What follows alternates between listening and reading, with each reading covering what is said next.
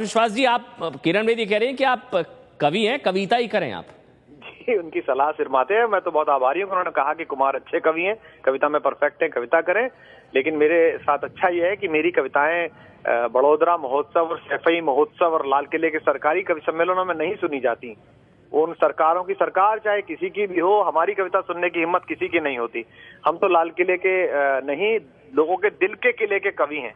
इसीलिए रामलीला मैदान के आंदोलन में कविता पढ़ते नजर आते हैं। दामिनी में जब युवक लाठी खा रहे होते हैं तब उनके साथ कविता की पंक्ति करते नजर आते हैं। नहीं, उन्होंने ये इसलिए कहा क्योंकि आपने तुलना जयचंद से कर दी थी, फिर लोकपाल को जोगपाल उन्होंने बना दिया और ये सब बातें आपने कही थी, इसी वजह से वो कह रही हैं ये। नहीं तो जिस अब राजनीति ना करें। जी नहीं, ऐसा नहीं है। उन्होंने जो ट्वीट्स किए हैं वो ट्वीट आपके पास भी हैं, आपने दिखाए। उन्होंने कहा था कि जो पार्टी अपनी आरटीआई के अंदर ना आती हो, अपने चंदे का हिसाब ना देती हो, ऐसी पार्टियों को वोट देना देश से गद्दारी है।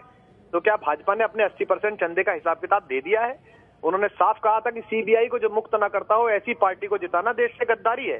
तो नहीं, लेकिन आप भी तो ये कहते हैं ना कुमार विश्वास जी, आप भी तो ये कहते हैं केंद्र में मोदी, राज्य में अरविंद केजरीवाल।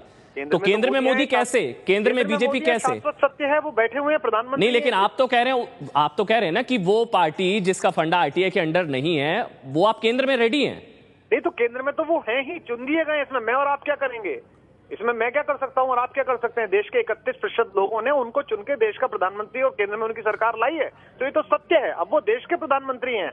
तो मैं यही कह रहा हूं कि अगर केंद्र में कांग्रेस मुक्त भारत का सपना देखने वाली एक सरकार चल रही है, तो राज्य में करप्शन मुक्त भारत का सपना देखने वाली एक सरकार और हो तो स्वस्थ कंपटीशन हो सकेगा, अच्छी प्रतिस्पर्धा हो सकेगी। भारत की राजनीति में प्रतिस्पर्धा का समय आएगा। कांग्रेस किस मुंह से विरोध करेगी किसी बात का? इसलिए बहुत आवश्यक है। मैं किरण जी का फिर भी आभारी हूं कि उन्होंने अंततः मुझे अच्छा कवि माना। हालांकि उनकी सरकारों की ये साहस नहीं है कि मेरी कविताएं सुन सकें, लेकिन फिर भी मैं आभारी हूं। कविताएं मैं लिखता रहूंगा। बहुत बहुत शुक्रिया आपका, बहुत बहुत शुक्रिया कुमार विश्वास, आम आदमी पार्टी के नेता। क्योंकि किरण बेदी ने कहा कि वो कवि हैं, कविता ही पढ़ें, क्योंकि कुमार विश्वास की तरफ से निशाना साधा गया था कि लोकपाल को जोगपाल बना दिया कुछ नेताओं ने और अवसरवादी राजनीति का परिचय दिया है इस तरह से किरण बेदी ने बीजेपी में जाके।